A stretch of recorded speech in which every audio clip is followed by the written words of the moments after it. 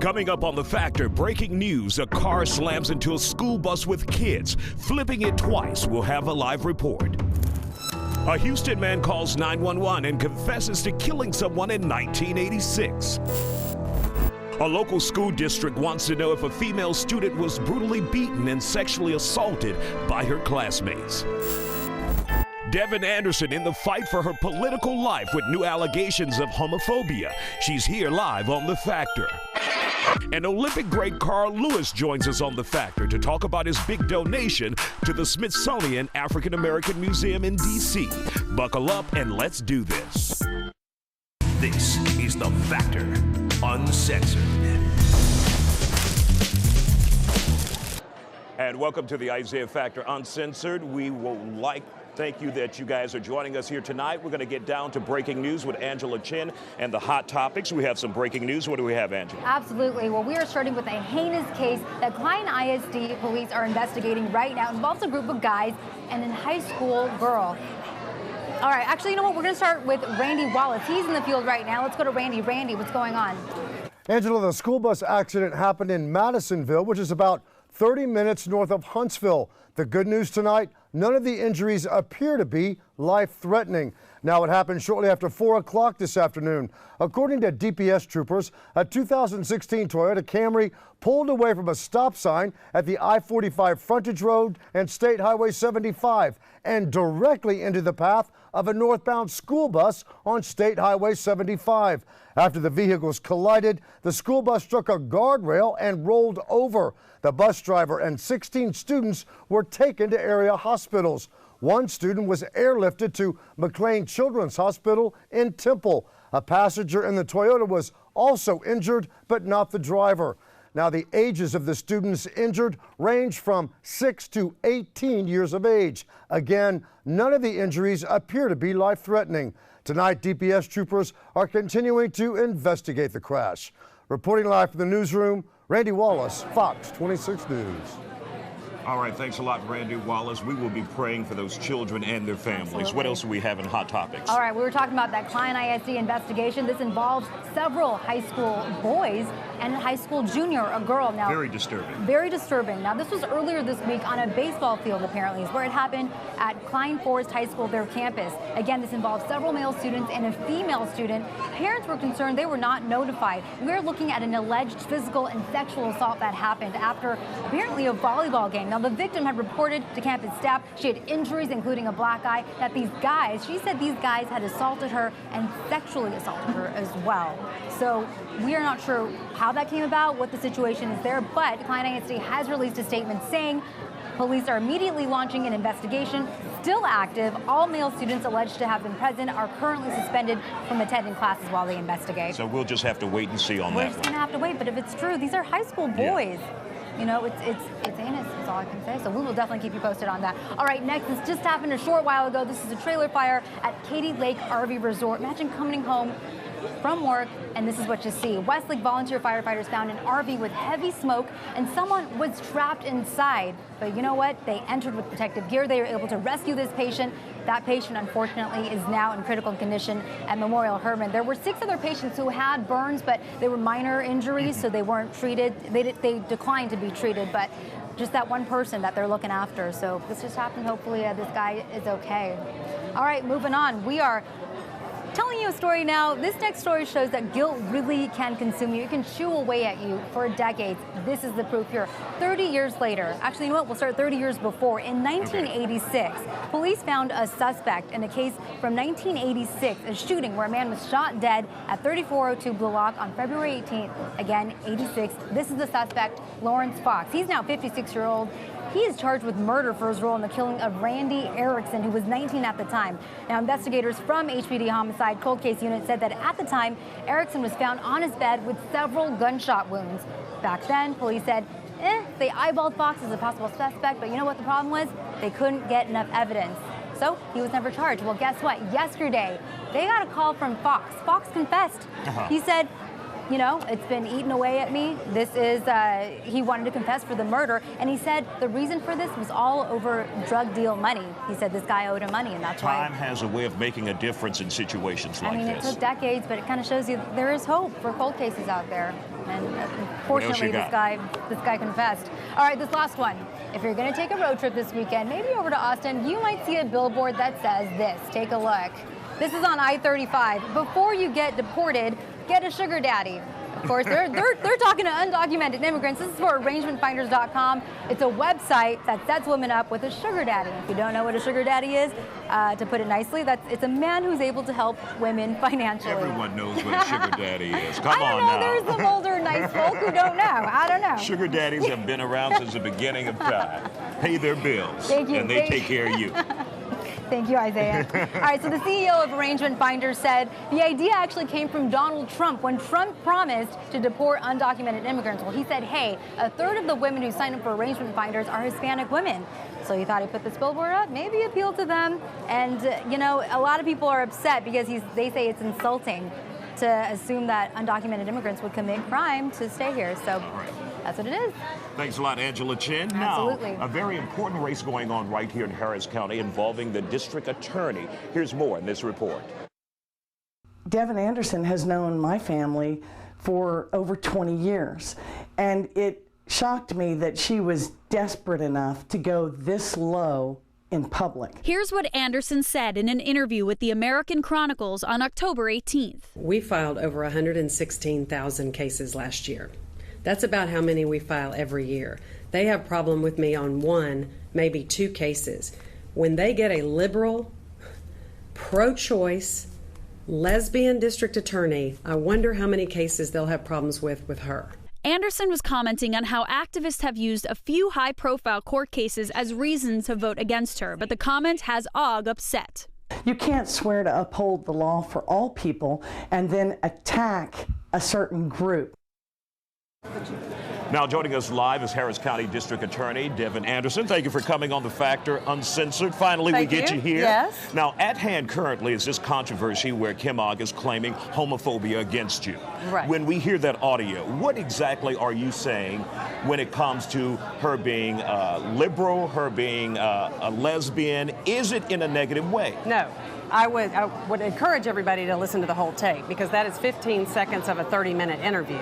But what I was doing is listing well-known facts about Miss Og. If you go back and listen, they were pro-choice, liberal, and married to a woman. She could say the same thing about me. I'm pro-life, Republican, and a widow. Mm-hmm. These are just facts. It's not news. It's not newsworthy. I think what she's doing is trying to distract from the fact that she's taken over $1 million from George Soros. Now, when you hear the audio in its context on the tape, the 15 seconds, granted it's not the whole interview, but it's played, or you hear it as if it's saying that being pro-choice, you're pro-choice. I'm getting confused. I know. But anyway, being Clearly. a lesbian is something negative. No. What I was saying was that that conservative Republicans are not going to like these things about them. If you disagree with me about this case, imagine how much you're going to disagree with a pro-choice, liberal lesbian. That's what I was saying. In no way did you mean any disparaging Absolutely thing about not. the LGBT community here in Houston. Absolutely. There was no judgment in what I was saying. It was a fact about her. Like, I'm a widow, she's married to a woman. That's it. Okay. The other issue that we're faced with in this election is a rape victim who was put behind bars in jail, held so that she could testify in the court case. Is there any regret whatsoever in that happening? Absolutely. Of course there is. We would never want to do that. It was a perfect storm of a horrible situation that has been very misreported, and her ads are very misleading on that. This was a situation where we had a serial rapist on trial who had 11 victims. This was his 11th victim, and she was the only witness against him. And she had a mental health breakdown on the stand. The judge recessed, and she tried to kill herself during the break by running into traffic. So, of course, she was committed to a mental hospital, not taken in handcuffs in a patrol car like the commercial says, but in an ambulance to a mental health hospital. But she was let go after 10 days. And on that 10th day, she still was unsteady, not mentally right, and she was still suicidal. So for her safety and to secure her attendance at trial, she was put in the Harris County Jail, where our prosecutor was assured she'd be given mental health treatment. And that's kind of where the whole thing broke down, because she didn't. She was never put in the mental health unit. She was assaulted, which is horrific. No one should go to jail and be assaulted. then when the trial came back up, she finished her testimony and he received 2 life sentences. So that is the only silver lining in this. This is not a common practice. In 24 years, I've never seen a situation like this. And we are now providing training to our prosecutors and increased a repository of resources they can access so this doesn't happen again. Now, we just want to remind our viewers that 3 weeks ago, Kim Ogg was on the program. Now it's Devin Anderson's turn to talk with us about this issue. There was no possible alternative than the jail for this woman. At that time, no. The prosecutor called many shelters. There couldn't be an emergency order or something from a judge saying, look, you take her back at the mental health hospital. There was no basis to do that because doctors had just released her. So we didn't have a way to get her back in that we knew of. And the prosecutor, it was the holidays. And he called 2 or 3 or 4, however many he knew about shelters to see if they could take her, and they could not. So he tried other means and was not able to find a place to put her. Now, her attorney has said that he has provided or shown us documents where he that your prosecutor signed an order sending her to jail before she was actually going to the mental facility. The judge signed the material witness bond, which was the order to put her in jail, and the mental health warrant on the same day. And that was a backup measure because if she got released and then ran away, there would be a way to get her back. So that was a backup that he did. Now, there's been the issue over evidence, and many have said that when you guys realized that evidence was destroyed at the constable's office, that you went forward 7 months ahead, even knowing this without informing defendants in the court system. Yeah, it wasn't that long, but what was happening was we were getting lists from Precinct 4 one week with 48 cases on it, for example. The next week they would say, wait, forget that list, we found that evidence, here's a new list of over 100. And we kept getting conflicting lists until we were able to independently verify the evidence that was destroyed and what case it connected to. Then we were able to notify counsel. Before that would have been premature, and we didn't want to dismiss cases if we didn't have to.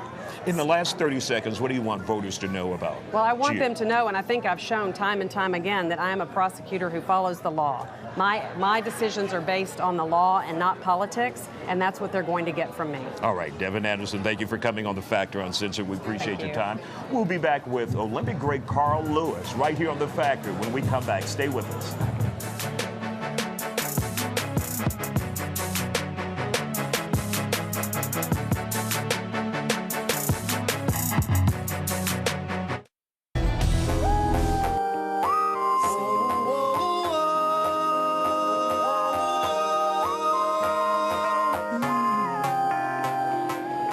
And welcome back to the Isiah Factor Uncensored. We're here live at Boudreaux's with DJ Yanni in the mix. And joining us now, the man of the hour, Carl Lewis, the Olympic great. We want to thank you for coming on The Factor Uncensored. I appreciate it. Now, you have been busy. You donated 9 of your medals, gold medals, to the Smithsonian African American Museum. Why did you decide to do that as an Olympic athlete? Well, you know, it was interesting because I like the National Geographic Channel, and I remember they announced they were going to do it, and people always asked me for the medals. You know, can we see your medals? And I always kept them in storage because it's just difficult to get them around. Really? Always. They're not displayed like... They were not displayed in the house or anything. And so I said, you know what? I've got a son, I have a grandbaby, and I said, I want it to be a part of America. So I reached out to them and said I wanted to donate them, so I donated the medals and some other memorabilia as well. Now, that was a historical night. It had lots of celebrities, the president, all of that. What did it feel like to you being a part of that and donating to a piece of history that will be there forever? Well, you know, it's interesting. My parents, I was born in Birmingham, and they were friends of Dr. King, and they were involved in the civil rights movement and marched and all of that. And so to me, it's just an extension of what I was raised to be. They always talked about civil rights and doing things for others. And so it's exciting. I mean, think about it. I was just a small kid from my town in Willingboro, New Jersey, and now I'm going to be a part of American history forever. So it's really exciting for me. Now, recently, during the Olympics this year, we saw a breach in security when it came to the health records of Olympic athletes. How do you feel about that? That being hackers getting their hands on those records and disseminate it to the public, where these individuals had to come out and say, I have this medical problem, this medical issue, I have this clearance from the Olympic Committee? Well, I think it's a big problem. It's really interesting that Russia's involved in that, just like they are involved in our political system here. and it's pretty scary because it is your private records, but a lot of times you can misinterpret what the issues really are. I mean, I went through a similar issue where there was a so-called whistleblower that stole records, and it was the same kind of thing. So it's disturbing to the future, but I think the fact that the Olympic Committee and WADA, who's a drug testing committee, they came right out and supported the athletes quickly. It was able to die down. But it's just unfair that you put people through that simply because your country has chosen to cheat yourself. Now, you're here wearing the red and white, and it was big news when you joined U of H. Where does that partnership stand now, and what are you doing as Carl Lewis in the community around the country? Well, I'm really excited about what's going on. Coach Leroy Burrell brought me in as a men's sprint coach. And last year, our sprint team, my second year, we were the #2 team in the nation, and we were 10th as a team in the United States. So we're excited about the future there. And for me, I've got a new business venture going on called The Perfect Method, which is a training portal, which people will be able to sign up for and do that. So there's just a lot of different things. And of course, I'm still a UN ambassador, and I make appearances, and I'm still with Nike. So I'm just busy. I'm never home. But the most exciting thing about it is I'm doing what I want to do. I mean, I just turned 55, and I have my own choices based on the things that I did when I was younger. Now, I recently saw you maybe a year ago. You got onto social media, started embracing social media. Are you enjoying that, being in touch with many of your fans around the country and around the world? Yeah, absolutely. It is around the world. And I wasn't saying I was slow to it, but being a public figure. But you have to move at the speed of what's going on now. And it's been a joy because I'll be able to communicate with not only my fans, but also track the athletes that I'm working with to see what they're doing and help their lives. And I'll be able to keep that stuff for the future. So anything that I'm interested in, just like the campaign right now, I've worked with Hillary Clinton, so I'm able to talk about those issues. People now are using social media in a lot of ways that are so meaningful, and that's the best part about it. We can tell great stories. All right, Carl Lewis, Olympic great. Thank you for coming on the Isiah Factor Uncensored. Right. We'll be back with more Isiah Factor Uncensored with Jonathan Miller, the city councilman from Prairie View. We all saw who was tased by a police officer. We leave you with DJ Yanni, and we'll be back in a moment. Stay with us.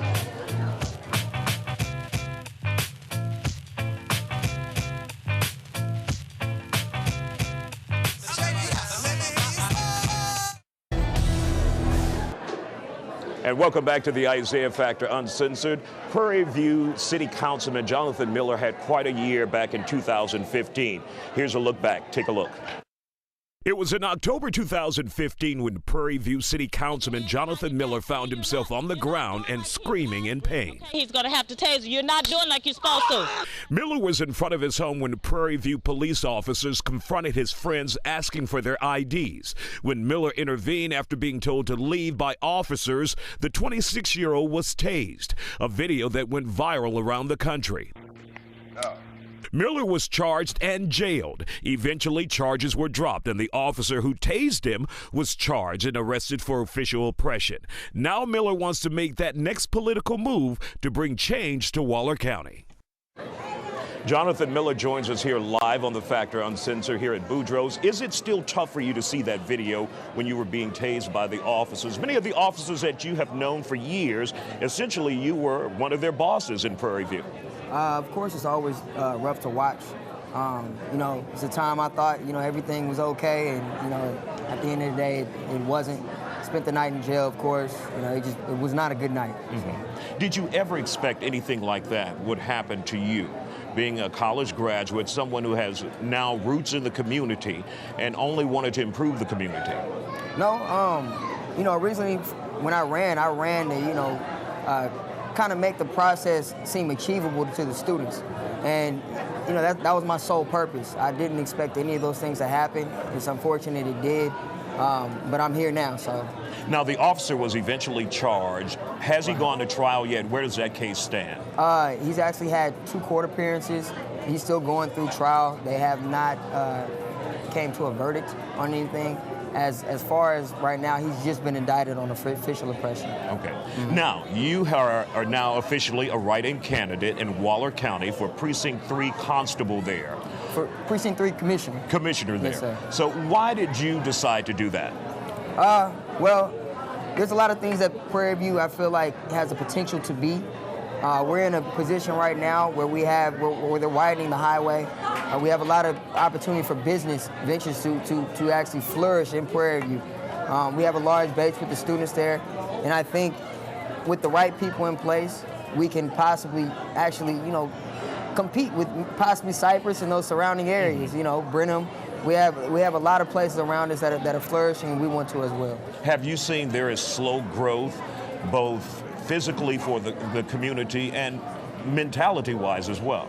Well, I would say as physically, of course. Mentality-wise, no. We have a lot of progressive people in the area trying to push forward a positive message, trying to get the students involved. They got me involved, and that's the first step. So mentally, I would say no, but physically, of course, yeah, we do have a lot of work to do. Now, with your write-in campaign, where do you stand with that now? How many signatures do you need? What do you need to take you over the top in this particular race? I've got my signatures already completed. I'm placed on the ballot. At this point, I need people to vote for me. I need people to write me in. It's not checking a box. It's actually writing my name down in the slot for Waller County Commissioner Precinct 3. Do you think that's an uphill battle? Have you checked the records to determine if a write-in candidate has been successful in the past anywhere? Write-in candidates is always tough. But we did have a write-in candidate actually win in our city council election. So I'm looking forward to it.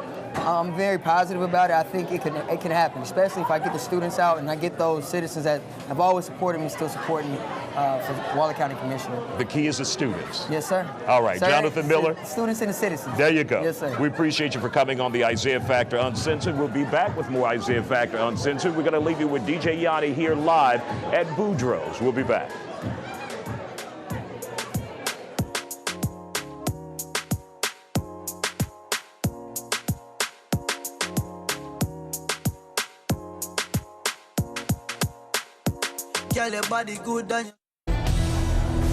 And welcome back to the Isiah Factor Uncensored. We're here live at Boudreaux's. Now let's check weather with Dr. Jim.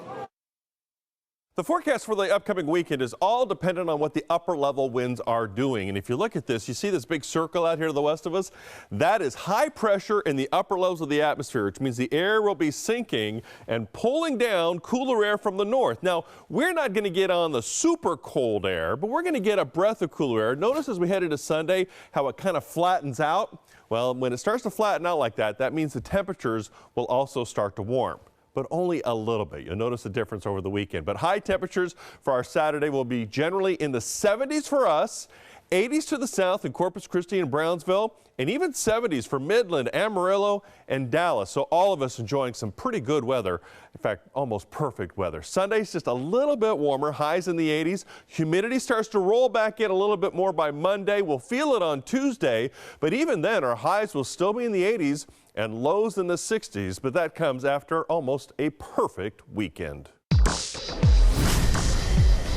All right, thanks a lot, Dr. Jim. Some great weather out there. A big political week here. So we went out to the people to ask them a question. If you could talk to Hillary Clinton or Donald Trump, would you put them on blast? And if you would, what would you say? Here's what they said.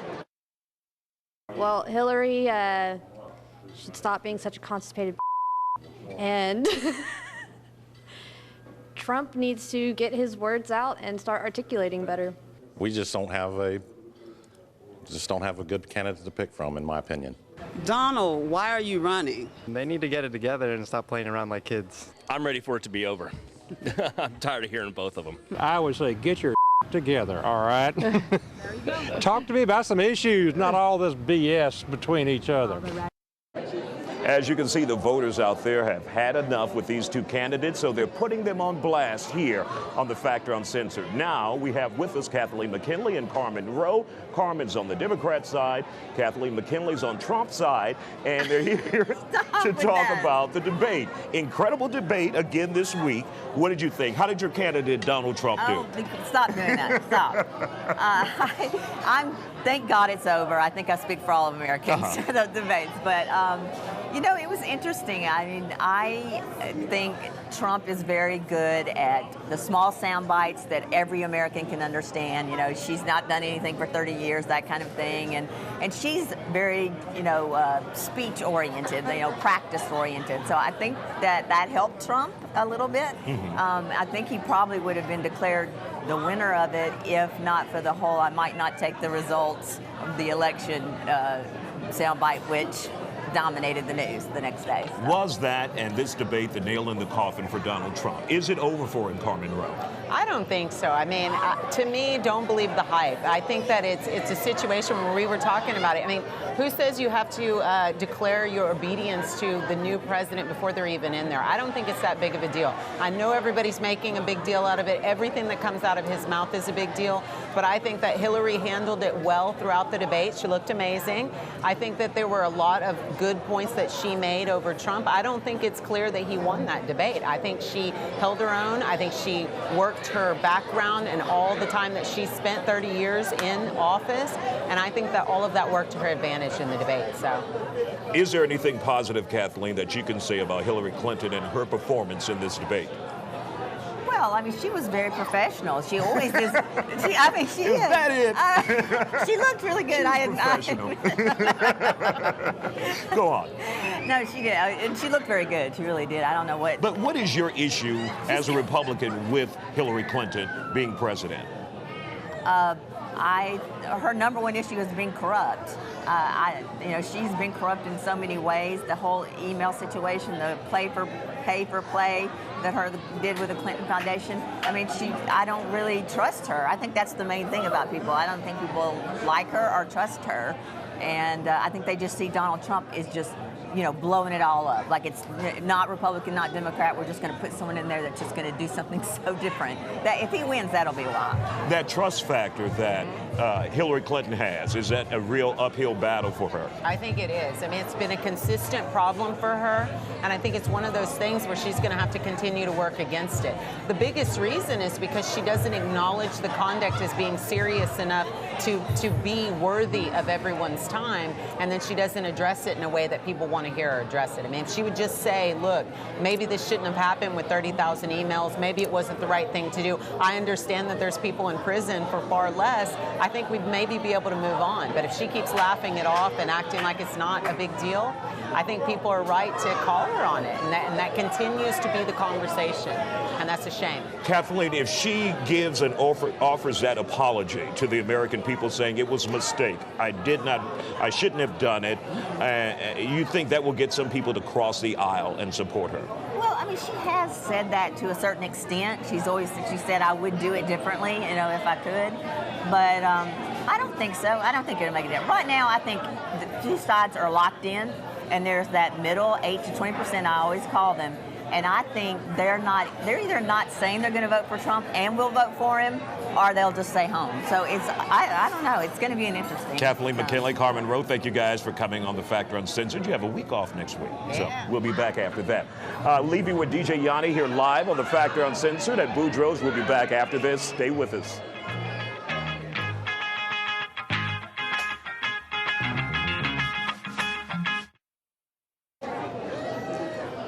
And welcome back to the Isiah Factor Uncensored. We're here live at Boudreaux's. It's the Halloween edition. You see all of our decorations here. We're going to talk about that in just a moment. We have Mish and Carmen. We're always festive, always in the season. Yes. Now, you did something special for us in recognition of the Rocky Horror Picture Show. Yes, which was fantastic. We did a time-lapse makeover of me looking normal and then me looking a little bit like Dr. Frankenfurter. So it was just a quick A to B. Okay, let's take a look at some of that video. Yeah. We can roll that video. Now tell me exactly what you guys did in order to make that transformation. Well, we started with a plain face, and then we went with some crazy makeup just to see what we were going to look like. Eyes, lips, funny eyebrows, because I'm a queen about these eyebrows. But on that video, we went to town. So we just had a blast playing with some of the raunchiest makeup you could think of. And who did the makeup for you? Shalitha did it. And I don't remember Shalitha's last name. I can barely get Shalitha out. So she's the one that hooked it up. And Donna Wick of Wicked Promotions hooked up the connection. We love Donna. So she did that. Thanks a lot. So what do we have, Carmen and Mish, in entertainment news?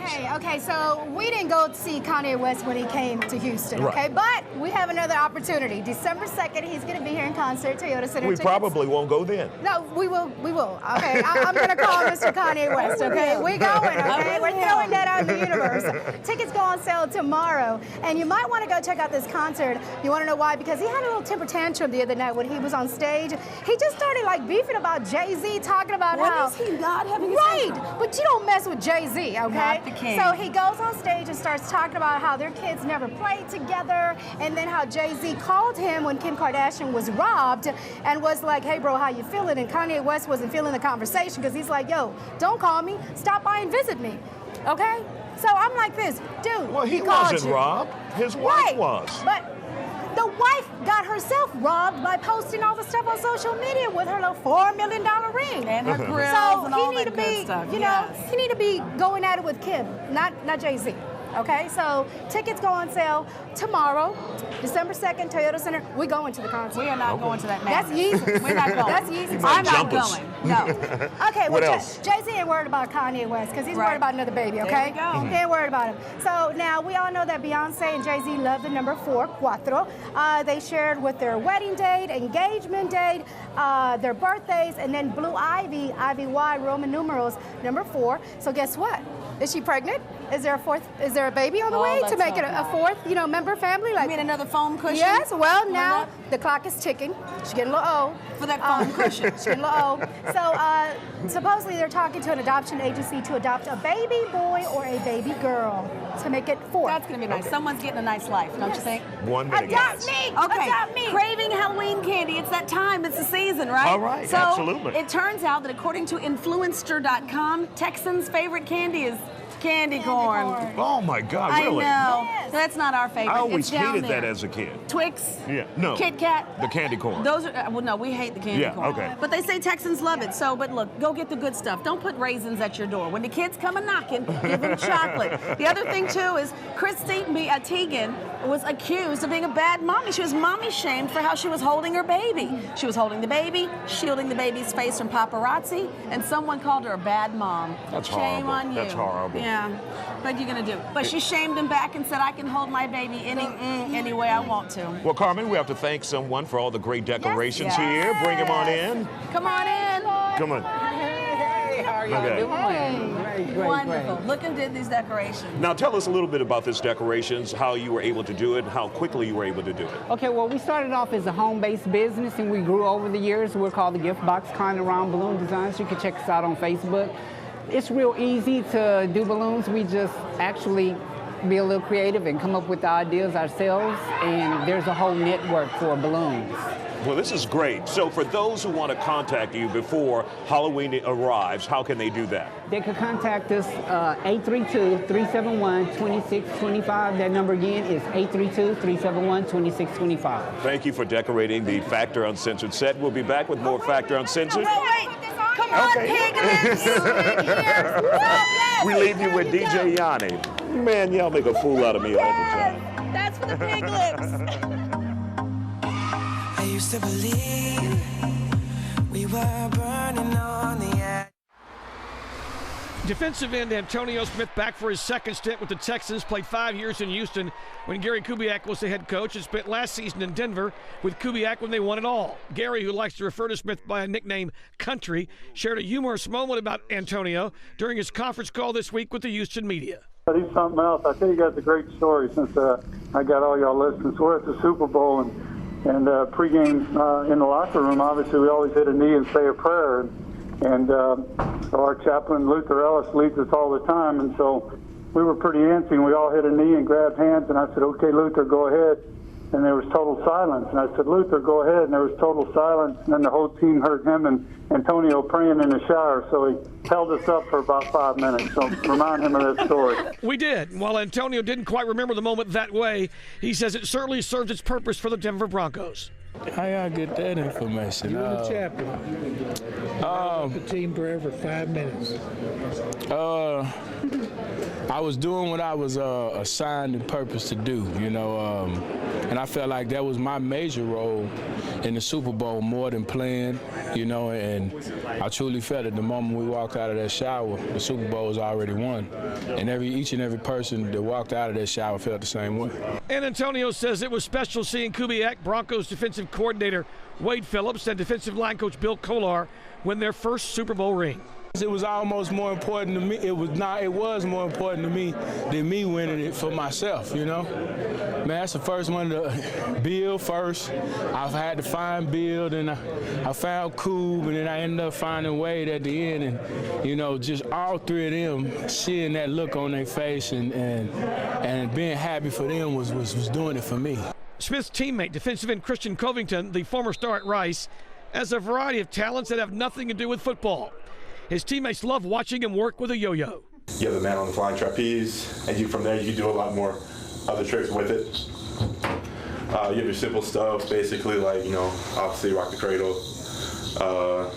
You have string tricks you can do with it, like your Jamaican flag. You have, once you actually get some, I'm not a pro myself, I'm just an enthusiast, but once you actually get good, you can start doing other tricks, like double nothing. And the all-ever coveted triple or nothing. Ooh, let's go. Basic stuff like that. Your teammates love it, don't they? Yeah, they do. They always, they tell me that basically just do one simple trick. Always walk the dog. Do it again? They go crazy off that one. Mark Berman, Fox 26 Sports. All right.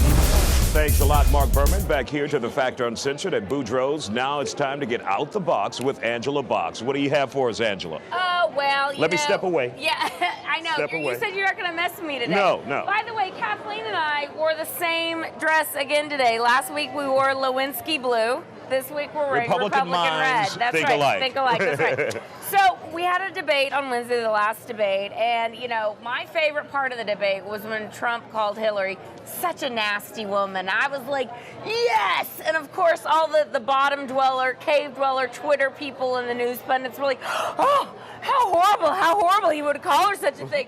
So sexist. Now keep in mind, these are the same people that say any kind of criticism of Barack Obama is racist. Mm-hmm. So, you know, when the chattering magpies fomented the fake outrage, millions of people like me stood up and cheered. That was well written. Thank you, I appreciate that. Because the fomented fake outrage, because Donald Trump is once again unmasking the naked empress. Now, this woman is a nasty human being. She's had 30 years of being nasty, and let's just go over 5. Now, number 1, as Arkansas's first lady and then America's first lady, Hillary Clinton was in charge of the Bimbo Eruption Patrol, which steamrolled women's character who either had affairs with or were assaulted by her husband. Second, as Secretary of State, Hillary Clinton oversaw the complete collapse of the Middle East, and her boss, Barack Obama, took out a compliant Libyan dictator, Muammar Gaddafi, and then, of course, we had the Benghazi terror attack, which they denied security 600 times to the Benghazi embassy. Wasn't that a congressional issue, though? They didn't have the money, the budget in order to beef up the security that they need, because you can't just bring security out of thin air. So then after the September 11th, 2012 terror attack, she lied to the dead men's parents, and she lied to the American people, saying it, but they blamed it on some Muslim film when they knew it was a terror attack all along. And she told her daughter, and she told everyone else it was a terror attack. And number 3, Hillary installed a private unsecured email server in her basement, hiding a pay-to-play scheme with the Clinton Foundation to get rich. And some of Hillary's contributors to the foundation were Muslim regimes who support ISIS, throw gay people off roofs, mutilate little girls, and stone women. And 4th, the WikiLeaks dump proves that Hillary and her staff schemed to destroy thousands of subpoenaed emails. And by the way, Obama was also caught out of time. Angela Box, thank you. We won't give you a tough time today because you've had a tough week. We'll be back with more Isiah Factor Uncensored. DJ Yanni here at Boudreaux's. So much more to say.